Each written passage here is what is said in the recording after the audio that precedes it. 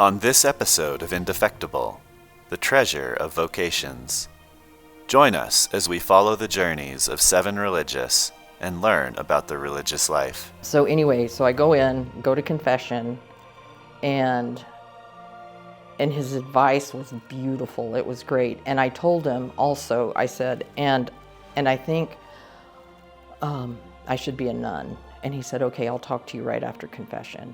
And I thought, I was about ready to pass out.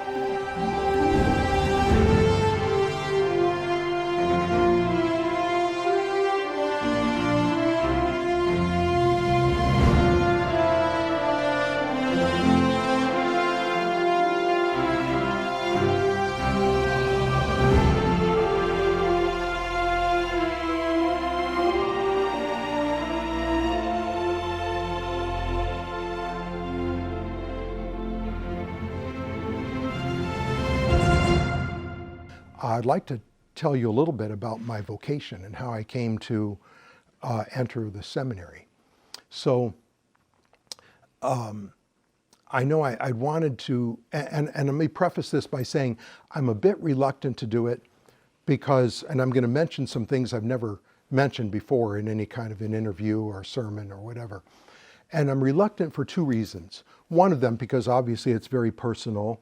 A priest, a nun, a brother, how he or she comes to serve God, comes to the religious life, is of course a very personal experience. But in addition to that, there is the fact that my vocation I perceived very early on as a boy. And I would want to be very careful to not have people think that, that if you don't experience a vocation as a boy or girl at a young age, then you don't have a vocation. Because we have priests, for example, who graduated from high school, entered the workforce, thought that they were meant to be fathers in the lay state, and then something happened and they felt that vocation, God called them to the priesthood, and they left the world and entered the seminary and became priests religious. I remember I must have been in 1st or 2nd grade and went to St. Anne's School in Houston, Texas, grew up there, a St. Anne's church, and they had a school. And there was a May Day, and I really remember that. And that's where I learned Immaculate Mary, the song, and remember crowning Our Lady, and it was just all so new and everything to me. And they must have talked about, I don't know if they talked about vocations or not. I mean, because I was not very old, but I remember coming home and very vividly and in my bedroom and saying that I wanted to marry Jesus. I was going to, I don't think it was be a nun, but, and I don't know if I really understood exactly what that meant, but I remember that very distinctly. I mean, even this long ago. I would say there was Father James was there, and he, I guess, really influenced my vocation because it was right as I was about to graduate. I was in my last year of high school, and I'd always thought of, being a nun possibly, but when you're in high school, you get busy with everything, and, I'd applied for college and was going to become a nurse, and but anyways, I was going to confession one day, and Father was like, so what are you going to do with your life? And I said, well, Father, maybe I should be a nun. And he's like, well, okay. And well, I would say that in praise of divine providence, I feel it a great honor to be given the opportunity to tell my story for the edification of my fellow poor pilgrims. From our fathers in faith, we know that God, who has created us without us, has willed to not to save us without us, something like that.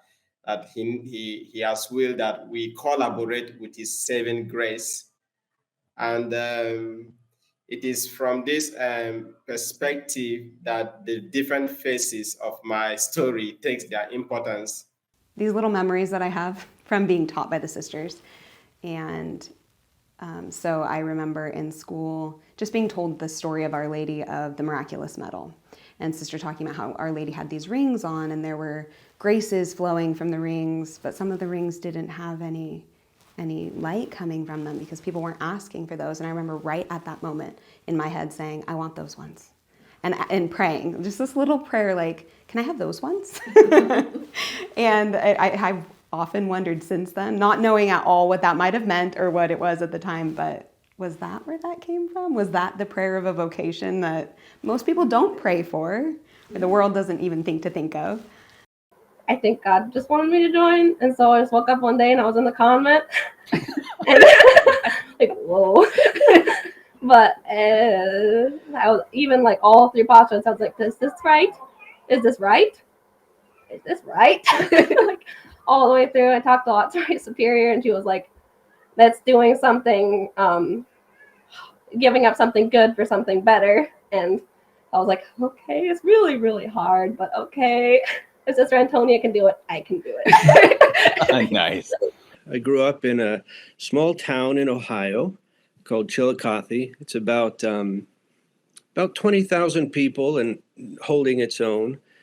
But I was looking the other day, you can fit 135 Chillicothes into one Chicago. I grew up in the Novus Ordo family, right? My parents were quite devout Novus Ordaite, as the case may be, who were convinced that they were simply Catholics, so to say. And that was our all. I counted myself privileged to have been born in a Catholic family. That used to be something to be proud of, until the story had to change, of course. But I grew up meeting my father as the catechist of the local church in my place, and then my mom had some posts among the women, either in the choir or other associations. So I grew up getting involved in the life of the church, in the life of the local church, and actively to a very large extent, until I came to an age where I became a mass server. I joined the youth association, the choir, and all that. My father, he was actually not a Catholic, but he was very supportive of everything that we did. Thank God for that. But he actually converted, I'd say about a year or two before his death. And a very edifying story that for years and years, we had prayed for his conversion. And it didn't seem to be going anywhere. You know, though he would support us and help us in whatever way. He'd drive priests different places. Never objected when my mother wanted to take us to mass or what have you. And I think that's part of what won him the grace of conversion in the end. Mm-hmm. You know, so that was probably one of the best points of my life was his conversion. Wow. That was just a couple of years ago. Then I remember we went to catechism one Saturday at St. Anne's, and my brother and I, my other two brothers, because I have three younger brothers, I don't think they were there, but I don't actually remember. But we were taught, and this is when some of the changes came in, that you could go to Mass on Saturday.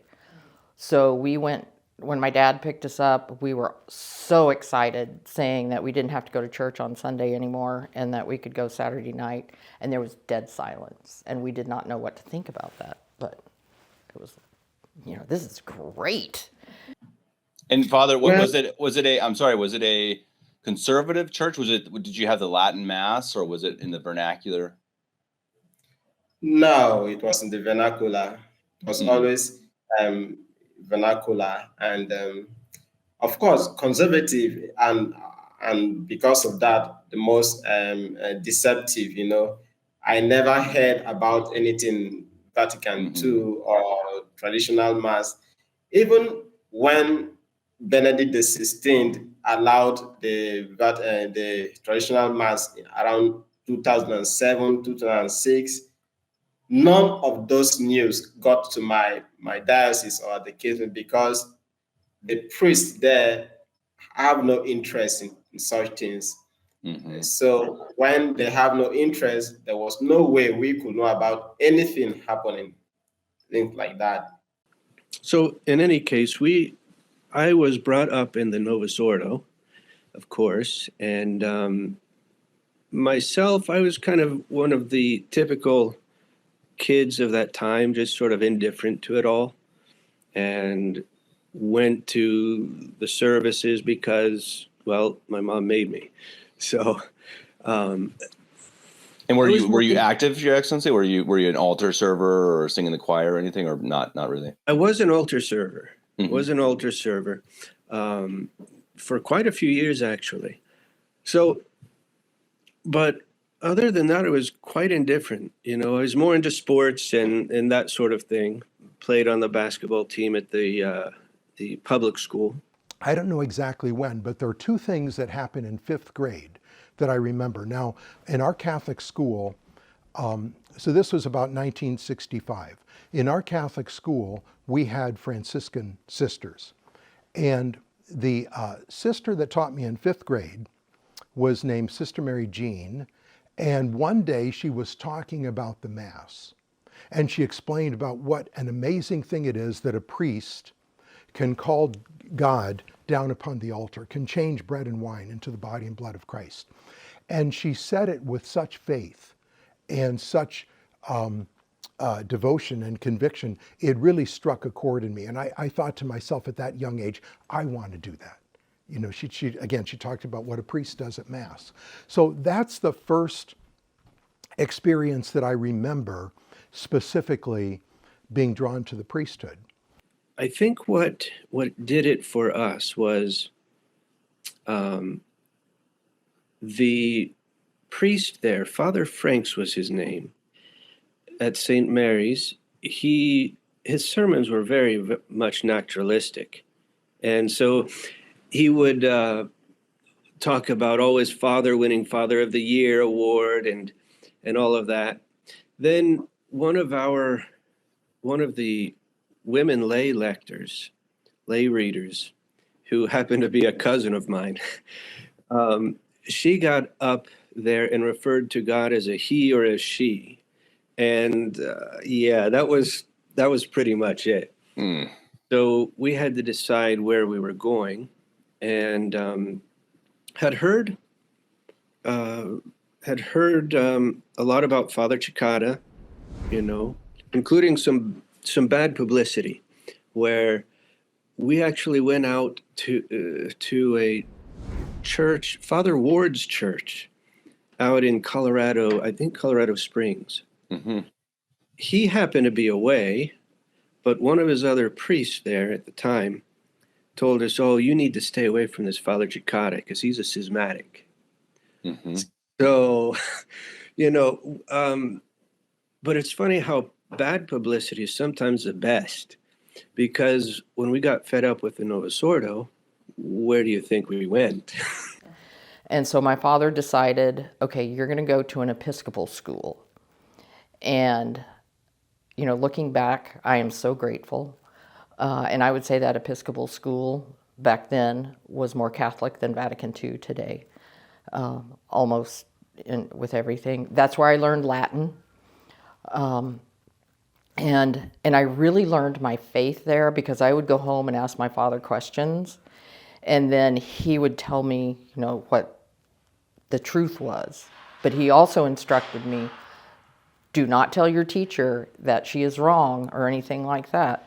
Ask these questions. And he didn't want the teacher to be challenged, and I didn't quite understand that back then, because you're just going to get your grade docked or something like that. So just ask these questions and then come back and tell me what she said, or he said. And so, but they wore uniforms almost exactly like the uniforms here, except they were Scottish plaid. So there was a little yellow stripe. But when I first visited here and saw the uniforms, I was like, Wow. Father Chicata was very kind. He would take us in. He would take us into his office and explain the situation of the church and Vatican II, and it all just sort of clicked with my mother, and so we never turned back from that point. Well, then that summer, and you know, boys and girls think a lot about, especially growing up in a Catholic school, a Catholic family, you think about God, you think about spiritual things. And I remember to this day where I was and when it was that I made a promise to God that I would become a priest. And it was after my 5th grade, again, that summer, between 5th and 6th grade, so I don't know what month of the summer, but I remember the location, and I was just thinking about it, and it kept coming back to me. And in my young mind, I didn't know anything about a vow, but I made a promise to Almighty God that I would become a priest. No matter what happened, I would become a priest. And what's funny is I even said to myself, I'm going to remember this moment for the rest of my life. I know that I was 11 years old, and again, I know the spot where it was. I was very, very determined on that. So made a promise to God I would become a priest. I was a year out of high school. So after I graduated, I moved away to go to college. And then it was in the midst of that year that I just realized wasn't where I was supposed to be. And I came home. Oh, wow. So it was kind of a big deal that, already starting a whole new life, kind of committing to that, you know, moving across the state on my own, all of those things. And then it just came to me one day at Holy Mass, and it was just like a shot, like, oh my goodness. And I just knew. And so. Was your family surprised? They were very surprised. They were very surprised. It hadn't really been a topic of conversation much at home growing up. I mean, obviously we were taught by the sisters and we're from here, but it wasn't discussed. And so I think they were very surprised. But the first thing that my dad said to me was, I'm proud of you. And so there was a lot of support there. And so that was nice. Yeah. Even though it was very hard. It was obviously a huge transition time. It's a big deal. And so anyway, my parents and I, we were talking and wanted to go on a pilgrimage to Europe. And so it was either a month or 6 weeks leave of absence. And I paid for almost the whole trip. But we went to France and Spain and Italy, Germany. We have relatives in Germany, and so it was great. And we went to a lot of Catholic shrines and churches and everything. And then one of the places we went was Monte Gargano, and that's in Italy. Yes. Or no, actually, that is Mont Saint Michel, is where the bishop. Yes, that was Mont Saint Michel. Okay. But Monte Gargano, that is where it's a cave. Right. And I should have looked up. I can't remember the exact saying before you go into the cave, but it's something like, whatever you ask, it will be given to you. Somewhere along in the 2nd semester in that year, 6th grade, a priest came to our classroom, and he was the he was the director of vocations for the Divine Word Seminary, so the Society of Divine Word. And so he came to recruit boys and to say, we're going to have a vocations camp or week at our seminary this summer. And they had boys that would sign up to go. So I signed up for that. So this is the summer after my 6th grade. I'm 12 years old, and I went there, and there were probably 70 to 100 boys there for this camp. And they had like a retreat center here at this big seminary, minor seminary. And you had mass every day, you had sermons, prayers, and then you had a lot of fun. You had games and etc. So it was kind of like a boys' camp, but the focus was on, again, vocation and recruiting boys for the priesthood. And Father, before you continue your story, I'm curious, when did you feel the call to the priesthood? It must have been fairly young. Oh, yeah. Growing up in such an environment, as I described about my family, it was like my childhood dream, just like every child will say, I have a dream, something like that. So when I finished my basic school, my intention was to go to the seminary. And so it was like my dream had come to an end when my parents couldn't boast of having me register for the minor seminary to begin the high school. I thought that if you couldn't go to the minor seminary, then you cannot be a priest. Mm-hmm. Well, when I was attending the public high school, gradually coming to in contact with seminarians and all that, I began to see that, oh, there's still hope. So that desire was there from childhood, and I was always looking for opportunity to see if it is the will of God for me. And so when eventually I was getting close to the end of my high school, I was in a boarding school. So I wrote a letter to my parents reminding them of my intention to discern vocation. I said, well, if it's the will of God, let it be. I had gotten sick. My sister had gotten sick, and then I had gotten sick. And nothing major. But I remember at that point getting all worried about something.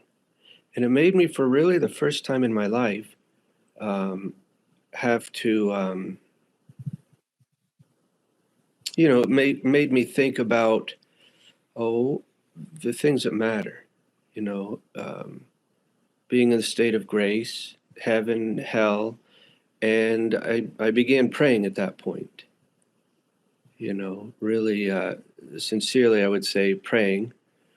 And after Mass on Sundays, I would actually, while everyone else went out and got their coffee and donuts in the social hall, I would stay in the church and just do some devotions for a while, and then eventually come out and visit. But that's when I think Father Chicata noticed that. And so one day he decided to call me into his office and just to get to know me. And eventually started talking about the priesthood, Mm-hmm. Which didn't set well with me at all. So where would you go, like what congregation would you enter? And I said, well, maybe I would become a CMD sister. And because the CMD sisters had been recently started by Bishop Hivernus, and they were really missionary orientated. And, because they had come up to teach catechism in our parish and trying to, prepare children for the sacraments all over the place. And so I thought, well, maybe I'd try the CMD sisters. And so then he says, well, then you should right away write to the superior and ask if you can enter. And I'm like, okay, yes. Wow. And so then I thought, and I didn't tell my parents about it because I didn't want people to say they had influenced my decision. They were very good Catholics, very fervent in, preserving the Latin Mass, trying to support it. And I didn't want to say people had forced, that people would say that my parents had forced me to become a nun. And so then I wrote a letter and I put it in an envelope and addressed it. And then I put it in my backpack and I kind of forgot about it because I thought, I'll find a stamp. You have to buy a stamp. And I didn't want to, usually we would just hand our letters to our mom and she would put a stamp on it. And so then I, busy going to school and whatever, and I kind of forgot about it. It was in the bottom of the backpack. And then one day, Father James, he was like, so sister, did you send your letter to the sisters in Omaha? And I said, well, I don't have a stamp. And he says, I can buy you a stamp. And I said, oh, no, Father, I'll get it. I'll mail it. And so then I did. And shortly after, I got a call. And my dad answered the phone, and he's like, oh, Sister Alphonse is on the phone for you. And I said, well, okay. And so then I answered, and she said, yeah, we got your letter, how you'd like to enter. And you can enter on, I forget what day she gave me. And I said, well, I won't be graduated yet. I graduate in Canada, they go quite a bit into the summer. So I think I would be done by June 27th or something. And so they said, okay, then come the next day. And so I was like, okay.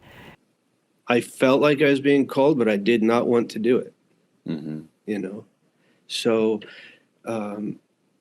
eventually what I think happened was, at that point I was still in public school. And, once you get into the high school years especially, everything is just, it's disgusting. The things you see, the things you hear, then all the drugs that come into the high school and everything. It's not a pleasant place. And I remember one night, my family and I had a cleaning job at a doctor's office. We all went together. And I remember going to my mother in tears, just asking her if she would homeschool me. Mm-hmm. And so she agreed to that.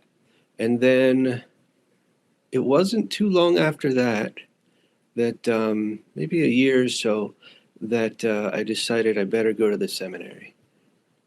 You know? And so I went there for my senior year of high school. I went to the minor seminary. And so anyway, I had felt kind of empty for a long time. And so how old were you at this time? At this time, I was probably about, 35, somewhere I would say between 33 and 35, maybe 36, but anyway, mid-30s. And so I can remember praying, asking St. Michael that I liked my job and everything, but something was missing. And the thought of the vocation never entered my mind. So I don't want anyone to think that, at that time. Yeah. And so then, so did that, and then we went on, finished our trip, and then came back and went back to work and everything. And some of these things, you think you'll never forget, so you don't write them down. Well, that's why we're doing this. And so anyway, it was one evening, and I had my own house in Arizona, in Phoenix. And I must have brought some work home or something, but the way the house was set up was, there was the kitchen in the back, and then a breakfast/dining room. It was kind of small, and then the living room. And so you could sit in the breakfast room and see the dining room and see the living room. And then it was a wall of mostly windows. So it was night, and I was sitting there, and it was totally dark, but I had floodlights on the front of the house, and the curtains were closed. And so I was just sitting there, and all of a sudden, I had a German Shepherd, and she really just went wild barking. And I saw the silhouette of two men going in front of the window. And back then, you could tell the difference between a man and a woman with a silhouette. And one of them reached up and turned off the lights. And so growing up in Texas, we were around guns a lot and learned how to use them and everything. So I had a shotgun, but it was a single shot. And so I called 911, and even right now, I can feel my heartbeat increasing. And so anyway, so I had the shotgun. I knew there were two. And so I was on with 911, and I will have to admit, the lady, whoever it was really good. And she could hear the dog barking. I told her what happened, and she said, okay. And I told her, I said, I have a gun. And she said, okay, don't do anything. I want to check something out. Now, in the meantime, and this probably took between 15 and 30 seconds, but it seemed like a couple of minutes. But I can remember thinking very vividly I am going to go to hell because I have not lived my faith, and I know better. And I was even kind of praying right then. And I just thought, I can't believe this, how stupid I am. And so anyway, she comes back on the phone and she says, it's okay, it's 2 policemen. And I was shocked and I said, what happened? And she goes, your next door neighbors, there was a domestic violence call and they had to go over there and they didn't want anyone to see. And so, yes. And I knew those neighbors. I was shocked. I mean, I would go over there sometimes but anyway, obviously I was greatly relieved. And so then I thought, okay, I've got to go back to the faith. This is my number one goal right now. We were all always active in the church. We were growing up, we were just like what you call an outstation of a parish in town. Mm-hmm. So, and our countryside is an agrarian countryside. So we want to go to church in the morning quite early before you go to your farm to work and all that. So normally the morning prayer back then used to be by 6 a.m. And so we will have to wake up early enough, do our own private devotion at home, and then prepare to go to the church. And after that, we'll now come back. Either you prepare for school or those who are going to the farm and days like that. So it was quite something edifying, and it was, I say, a great privilege for me to have grown within that kind of setup. And so I hung up the phone. I'm like, well, the die is cast. So my dad and mom were standing there like, so what's going on? Wow. And I said, well, I'm going to enter the convent. And my dad was like, oh my goodness. And my mom was like, oh, how wonderful. And my dad was like, how long has this been going on? Because he thought maybe my mom had known about it, but she also hadn't heard yet. That was her first. Maybe they had suspected. I think some people told me they always knew I was going to be a nun, but I hadn't spoken of it to anyone till then. Anyways, so I graduated, and we had a little graduation party afterwards at one of my friends' houses, and we're sitting around a campfire, and we're talking about, what are we going to do, now that we're graduated, and we're going around the circle. And it got to me, and I said, I'm going to enter the convent. And they're like, you are? Wow. And I said, yes. And they said, when? I said, tomorrow. And they said, oh, really? Are you going to go to the PB? So there were, it was a Novus Ordo group of nuns, the Precious Blood Sisters. They were had been founded in Canada, so they were pretty popular. But they were Novus Ordo. And I said, no, I'm going to enter a convent out in Iowa. And they were like, Iowa? And Nebraska? Oh my goodness.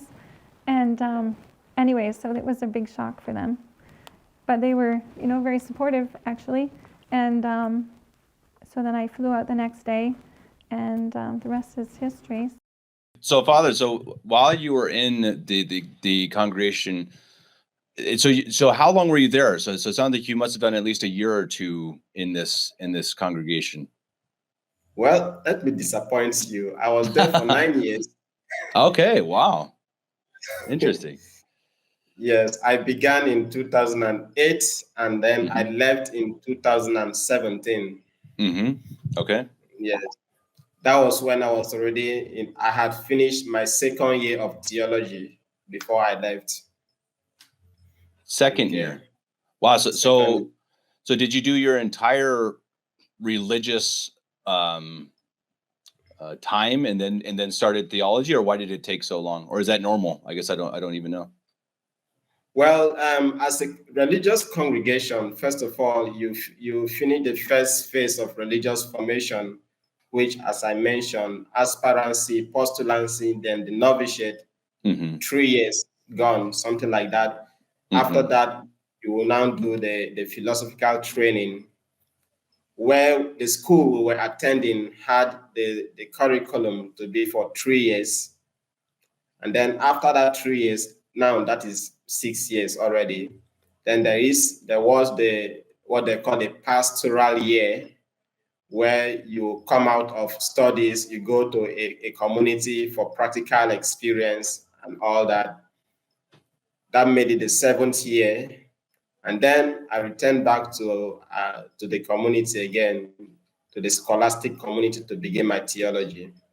This was when my story began to change gradually until I had to leave.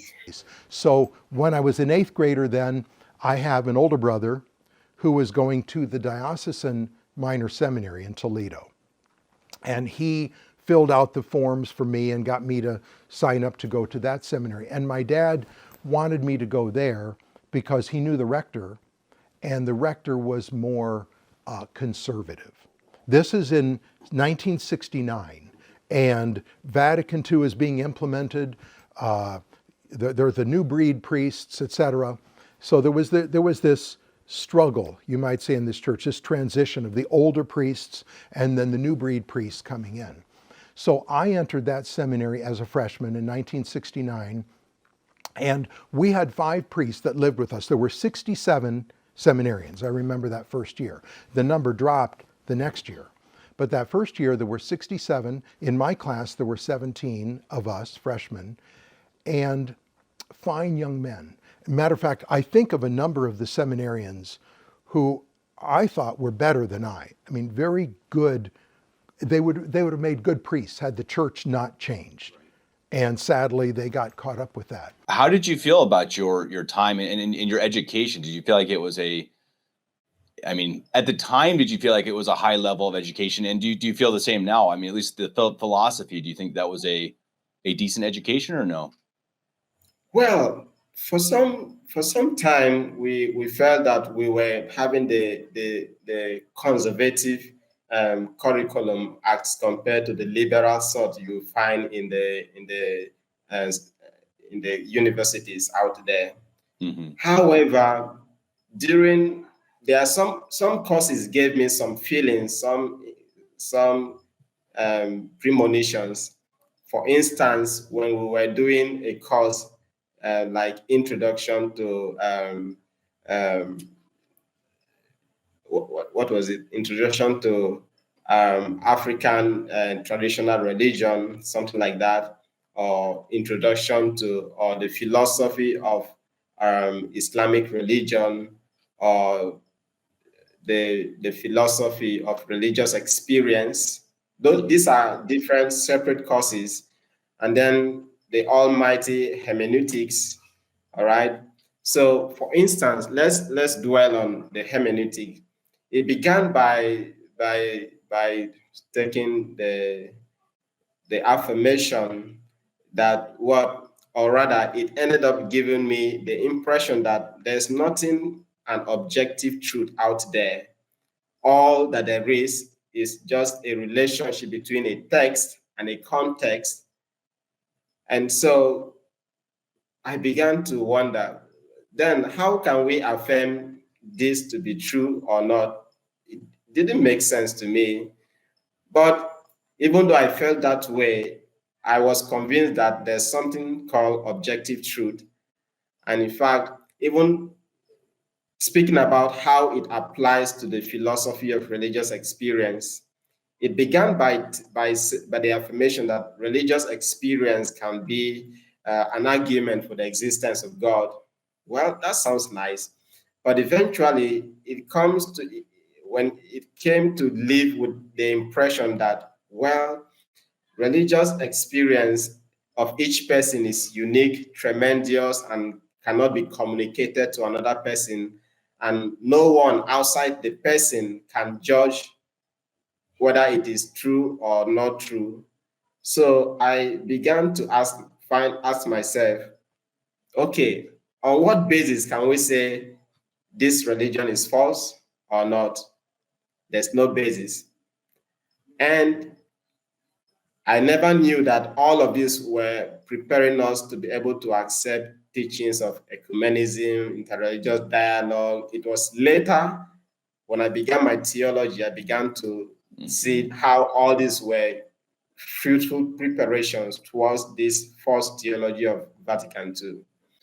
So I went to some different churches, Vatican II. One of them, and this is kind of funny, the priest was talking about, and I don't know exactly how this works, but on the Feast of the Immaculate Conception, if it falls, I think, on a Sunday, there's some type of transfer. I can't remember what it is, and it doesn't happen very often. But the priest said, therefore, you do not have to go to Mass tomorrow. And I think that it was a Monday, but I don't exactly have it right. But I was so mad to do that to Our Lady that I got up and walked out and would not go back there again. Then I found another church, and well, prior to this, I had gone to confession too. And I wasn't living an immoral life, but I did not stay at home and pray and all of that. And so I went to confession, and I remember the priest, because I was ready for rosaries, I was so glad to go to confession, and he was basically like, oh, that's no big deal. And, he might have said, pray a Hail Mary. I don't even know if he said that. And in the meantime, I had also found out about total consecration. And so I told him I was doing that. And he said something to the effect, I don't remember exactly, but, oh, that's nice, but, you don't have to. And so that kind of irritated me. And then went to another Vatican II and was going to go to confession again because I didn't like that one. And the priest said, it was about 10 or 15 minutes, I guess, before Mass. There were a lot of people there. And he said, okay, I'm going to give all of you general absolution so you don't have to go to confession. But if you have a mortal sin, then you can stay in line. And I just thought, I can't do this. And then also when I would go to these churches, I really could not stand the kiss of peace, because you would be in your pew and whoever was next to you, no matter who it was, you would give them a kiss on the cheek, and then the next one would give you one, or however it worked. I just couldn't, I don't know, that just bothered me. So then I went to a church that was Polish, and I thought, aha, because the sermon was in Polish, and the Mass was in Polish, and I thought, I can't get mad because I don't know what he's saying, And so then I thought a little more, and I said, well, if I'm there, I'm condoning what he's saying, and that could be even worse because I don't know what he's saying. So I quit that. Beginning to look things up, that I began to see that, oh no, most of what they are saying are just cock and bull stories. Either they are saying it out of ignorance, or they know what is involved and they are just playing the game. But I was not in there to play a game. I left my parents in order to discern vocation, to promote the Catholic religion as it is Catholic religion. So that was the beginning. Though it took me, let's say, two years to go through the different phases, right? Normally, I tell people that it took 3 stages. First of all, discovering the false doctrines. Then I told myself, when I become a priest, I won't teach this, I won't teach this, I won't teach this. Then the next stage was discovering that the new Mass was not a Catholic Mass. I said, okay, when I become a priest, I will not say the new Mass. I will form myself to say the traditional Latin Mass. Okay. Then the last stage was that, well, gentlemen, you are not being prepared. You can't hope for a valid priestly ordination. That was the last straw that broke the camel's back.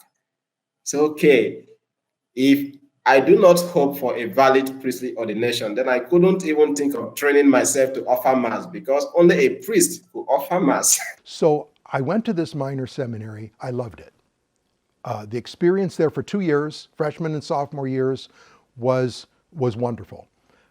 At the same time, that was when the Novus Ordo was coming in. And like I said, my parents were going to the Byzantine Mass. I'd go home on occasional weekend, and we would go to the Byzantine Mass. But I was still going to this Novus Ordo seminary. We had 5 priests that lived at the seminary with us, and they all were priestly. I never saw them wearing secular clothes. They had clericals, as we would say. They didn't always wear the cassock. In fact, they rarely did. They had a black suit, a Roman collar, but they were the old school, is my point. So going there to this more conservative seminary at the time, I was not aware of a lot of the other things going on. In fact, there was one weekend, sometimes when you'd have a weekend home, instead of going home, we were invited by classmates to come to their family. I remember I went with one boy who was up in Michigan, who was going to the seminary. Another weekend, I went to the home of this one boy, classmate, and it came to Sunday. So we're just there from, Friday evening to Sunday evening. And it came to Sunday morning, so I went to Mass with him in his parish, and people were receiving communion in the hand. And I was shocked because in the seminary, we did not do that. Again, our rector was more conservative. In my parish church, I had a more conservative pastor. I'd never seen it before. And a matter of fact, I don't think I'd ever even heard that they were doing that in some churches. So this was around 70, 71 that happened. And I just remember it felt like a gut punch. I saw this and I was just aghast. I just had this feeling of like pain in my gut that this was even being done. And of course I received communion on the tongue, as other people did who went up, but there were people receiving on the hand. In fact, even knowing that the new Mass was not a Catholic worship, and then to remain there, to participate in it every day, it was like acting contrary to my conscience, all right? And that was like a sword piercing my heart, and it was not a pleasant experience, something like that. So it was during almost at the beginning of my second year in theology, the middle of my second year in theology, December of 2016. That was when I began to look for alternatives on a traditional seminary that I could go and continue my formation. So those are my freshman and sophomore years. Well, then something happened in my sophomore year that radically changed my course. And that is that there was a retreat, a day of recollection, we call it, like a mini retreat, a one-day retreat that was being held in the area by these two brothers who were instrumental in starting our religious congregation, Mary Immaculate Queen. And they were Brother Francis Schuchard and Brother Dennis Chicoine at the time. This again would have been 1971. And it was in May, so it's towards the end of my sophomore year.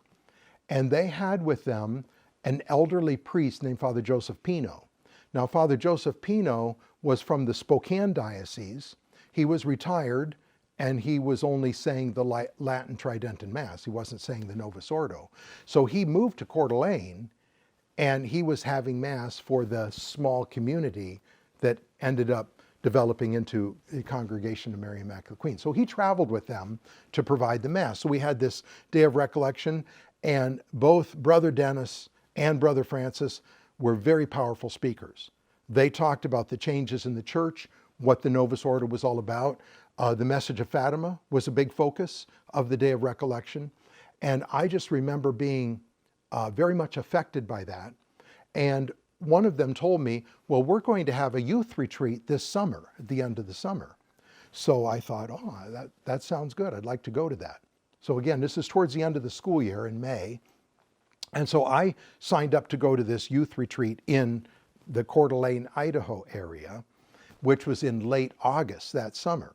So I came for that and then decided to stay, not to go back to this minor seminary because of the Novus Ordo, etc. Then I found the website of Most Holy Trinity Seminary, then in Florida. Well, I contacted the rector, Bishop Sanborn, and he sent me he said, since I was writing from Nigeria, that he had to link me to a priest who is from Nigeria, Father Nkamoke. However, his email that he gave me, that is Father Nkamoke's email that he gave me, was once hacked. So Father was not using that email any longer. So I wrote to Father Nkamoke and I kept waiting for reply. In fact, I'm still waiting for that reply as I speak with you. Yeah. But let me say that period of waiting for him and he not replying also gave me opportunity to do better in my research. And because as at the time I wrote that application, I had not known much about sedevacantism. And so so the seminary as you went through, was that, I guess that's a pretty personal question, but was it a struggle for you still with your determining your vocation, or was it fairly clear at that point? No, for me, once I decided to leave home, I was set. You know, it wasn't a question for me anymore. It was, this is what we're doing, Okay. you know. So, not to say that there weren't the struggles when you felt like turning back, but I would say, no, it's very good. I had a lot of support, especially in Father Ciccati, even in those years, so I would not have changed anything. In fact, in the previous year, during my first year of theology, one of the lecturers said in the class, "Do not mind those sedevacantists; they are wasting their time. That the church is moving without them." And he said this within the context of responding to a question someone asked. I can't remember the context, but that he was so dramatic about the emphasis, do not mind the sedevacantists, that the picture is always fresh in my mind. Mm-hmm. But let's say for some reason I didn't pay attention to the question of sedevacantism until gradually, as my research progressed, on eventually I came to see sedevacantism as the only logical answer to the question of Vatican II. And so then I can remember I went home, and this was over several weeks, maybe even a month or two. I don't know how long it was actually, but I can remember sitting at the same table and saying, kind of praying and saying, "Okay, God, I have tried everything. I do not know what to do now. And so if you do not help me, then I quit." And so I happened to look over, and I even started laughing. And there was a telephone book there. Some of you, do you know what a telephone book is? Okay, where you look up where people live, and it had yellow pages and all of that. And so I started laughing. And I thought, after all of this, I never thought to look in there. And so I opened it up and found even a place where it said the Latin Mass. And I remembered that. And so I looked it up, and it was Our Lady of Mount Carmel. And it was very close. I mean, in Phoenix, if you walk outside during the middle of the day for a couple of miles, it's very hard because it's too hot. But if it had been someplace else, it would have been within walking distance of where I lived. And you could ride a bike there very easily. And I think I did the first time that I went there. But it was Our Lady of Mount Carmel, and it was in a house. And so I called the priest, and we were talking, and I told him the story, and he said, "Well, come." And it wasn't on a Sunday. I don't remember what day it was, but we set the time. And he goes, "I'll hear your confession and everything." And so I went, and he told me it was a house. And so I went in, and the minute I walked in, and I cannot explain this, but I knew two things: that I was at the right place and my vocation. I will never, ever forget that. And I had not been thinking about my vocation during all of this. That went away maybe by third grade. And so anyway, so I go to confession, and his advice was beautiful. It was great. And I told him also, I said, and I think I should be a nun. And he said, "Okay, I'll talk to you right after confession." And I thought, I was about ready to pass out, because there's no one else in there except for me. And then he's going to know, it's just like, oh, how can this be? And I didn't say that, I was thinking it. And so he gave me absolution and everything. And it seemed like 5 minutes, but it was probably only 2 or 3 minutes because I didn't go out immediately. I was just trying to muster the courage to look him in the face. And like I said, it wasn't an immoral life, but, I didn't sit around praying and all of that. That is nice, and I think maybe I'll ask Sister Antonia this first. No, maybe I'll ask Sister Evangeline because you're the freshest from this. Because I think a lot of people think, okay, the novitiate, wow, that's a year of silence. That must be the hardest part of the entire time being a nun. I mean, because I can't even imagine not talking, and that must be so difficult. Was that how your experience with it, or how did you feel about the 1 year of silence? Well, I was really bad at keeping silence for one. Besides for that, All the sisters are like nodding their heads, like, yeah.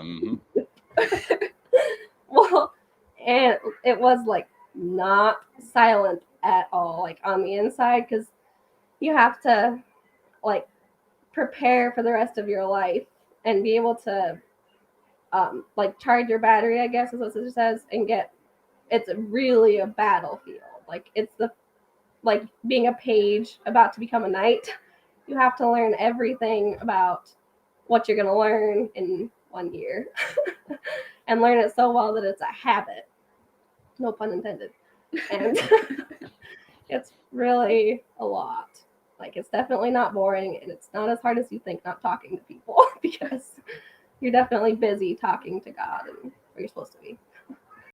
Then eventually I came to discover the website of Novus Ordo Watch. And this Novus Ordo Watch would be, let's say, would eventually become a means to link me to Father Kamoke, because that was I think 7th of July of 2017. That morning we were scheduled to renew our temporary vows, but because I have not been so convinced about renewing my vows. In fact, even to apply for the renewal of the vow, it was like acting contrary to my conscience. I just did it for doing sake. So that morning, I had been reading that his articles. So that morning, I used the contact us box, and then I wrote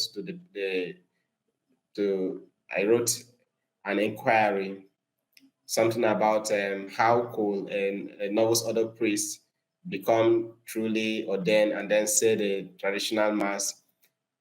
Well, that was when he told me, well, that there are many traditional Catholic bishops who can give valid ordination. And in fact, that he knows a priest in Nigeria who was ordained by such a bishop. And then, which priest was that again? Father Kamoke. Okay, I said, I've been waiting to hear from this priest. So he introduces himself, and he says, I'm Father, or something. And so since it was a house, we went into the kitchen, and he goes, okay, I'm going to give you the number of the Mother Superior at St. Michael's Convent. And the minute he said St. Michael's, and I think, yes, exactly.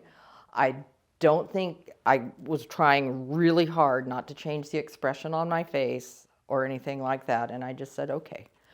And I totally forgot about confession 5 minutes ago, which was nice. But then it all came together, with St. Michael's, or St. Michael.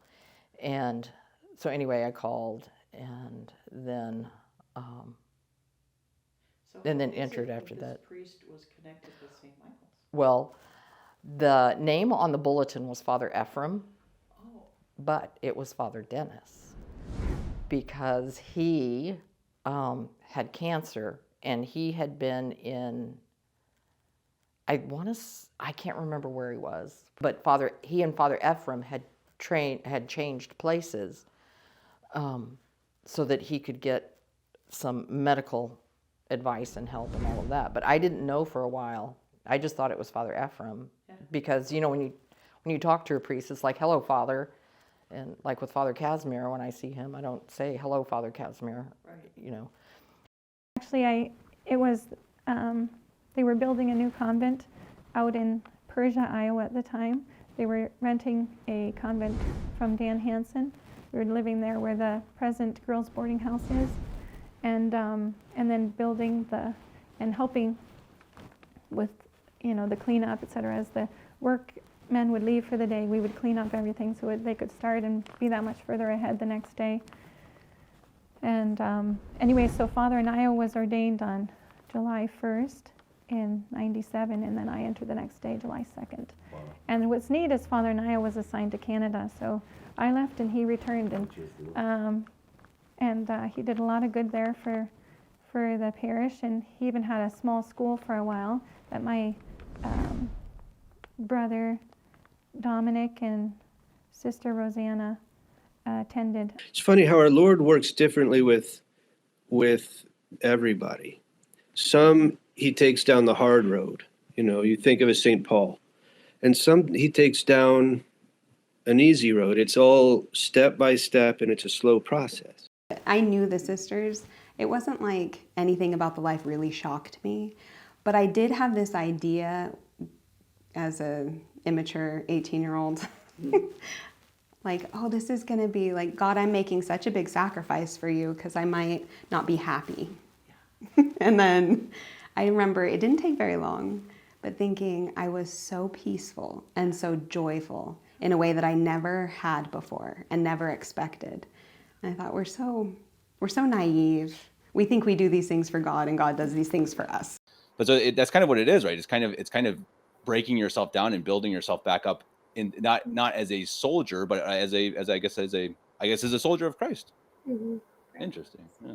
And I tell you what, nobody laughs as much as the novices do, because you're like working and working and working and be recollected, and then recreation comes, and it's like, yeah.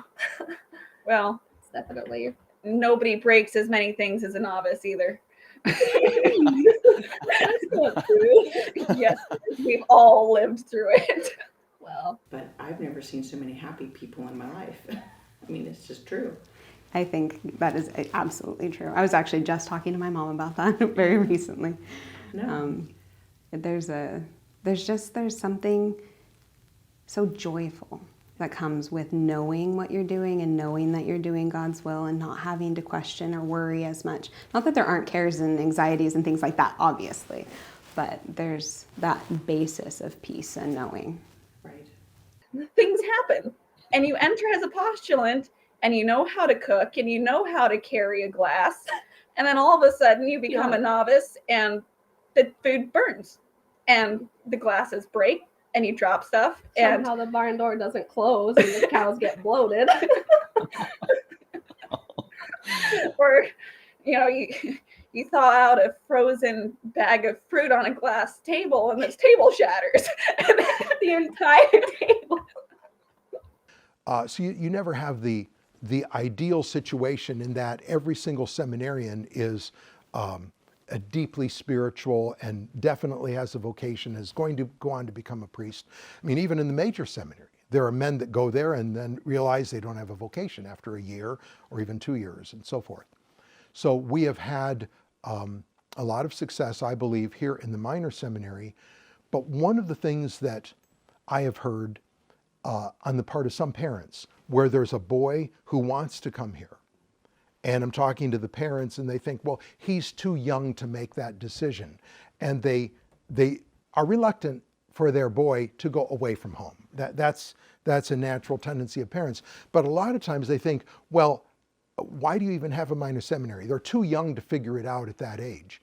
Well, I go back on my experience. I mean, I wanted to become a priest since I was 11 years old, and there was no doubt in my mind, no ifs, ands, and buts, that I was going to become a priest, that God wanted me to become a priest, and that is what I needed to do with my life. So, you have boys here who are here because maybe their pastor tells them, you should go to the minor seminary. Here's a boy who serves Mass, and the priest sees the qualities that would make a good priest in this boy in his parish, and he talks to the parents, and the boy comes here. Sometimes as the boy wants to come here on his own. I mean, I've had boys who found out about the minor seminary on their own via the internet, and they took the initiative, they wanted to come here. Others, it's their parents, or again, a priest encourages the parents. But the point I want to make is that very often God's call begins to be perceived at a young age, and we want to nurture that vocation. And as far as the young men, we do, as Kevin just said, we need new priests. And so pray about it, and don't cower away from leaving the world and becoming a priest. So we have our motto for the minor seminary is spes messis in semine, which means the hope of the harvest is in the seed. And so what that means, obviously, is you have to have good seed to get a good harvest. So you have to have good seedlings, good little plants. And we're here to nurture the plant, the seedling, and it grows up. And if it's God's will, we'll become a vocation. We'll become a priest someday, or a religious. First of all, as far as vocations, if you think you have a vocation, my suggestion, advice would be try it. Give yourself 3 months. Enter the convent or the seminary. A lot of people think that once you go in that door, it's shut and locked, and that is not true. I would say it's a good thing to try, and I'm just so grateful that I tried my vocation. You're never going to be completely sure until you do. And if you don't have a vocation, that's fine. There's nothing to be ashamed of or anything, and it will not weigh on you later on. What I would say to parents is, if you want, and I hope you want, any parents that see this, I hope you want sons and daughters to give their lives to God. But if you want that, number one, you have to pray. Because our Lord said, pray the Lord of the harvest that he will send laborers into his harvest. Parents can't give their children a vocation, but God can. And he will if they pray for that intention. So the first thing they have to do is pray. The second thing is to provide a Catholic atmosphere in their home so that if and as God gives a vocation, it will be nurtured in the home. And I say it's not us really who chooses God, it's God who chooses us, and so he'll give us the graces to follow our vocation and to do the work that God has called us to do. Well, I'm sure that you've heard probably a lot about our Blessed Mother at different times, but I think that knowing true devotion and living true devotion is the most important thing. And I know that the bishop and our priests and the sisters too have always talked about that and tried to instill that. But I don't know what life would be without our Blessed Mother and the hope that she brings and the strength and the maternal heart of Mary. It's so beautiful. I always was afraid, I think that my hands would be empty when I came to the end of my life if I didn't try out my vocation, that I had sought just reflections of God and not God himself. No, and after a while, just thinking of going back to what you were is I would be so sad to leave. Being able to pray every morning for half an hour, pretty much uninterrupted, and just having calm and everything, even if it's crazy and we're butchering deer and rabbits, it's still just this is what we're supposed to be doing, and there's never any doubt as to what God's will is. Let us continue to pray for each other as we continue to travel in this valley of tears. We don't know how soon it will be our own time to answer the great call, as it is said, but we pray and hope that we'll be found prepared to give account of our stewardship here below. As Father Chicat always told me, and I agree wholeheartedly, the priesthood is the greatest job in the world. I wouldn't change anything about it. In the words of St. Catherine of Siena, be who God meant you to be, and you will set the world on fire. We are eternally grateful for all of the brave souls who have offered their lives to God in holy service to His Church. May their example inspire us to pursue our own vocations, and along with the angels, the saints, and God's remnant church, may we collectively set the world on fire and attain the joys of eternal life.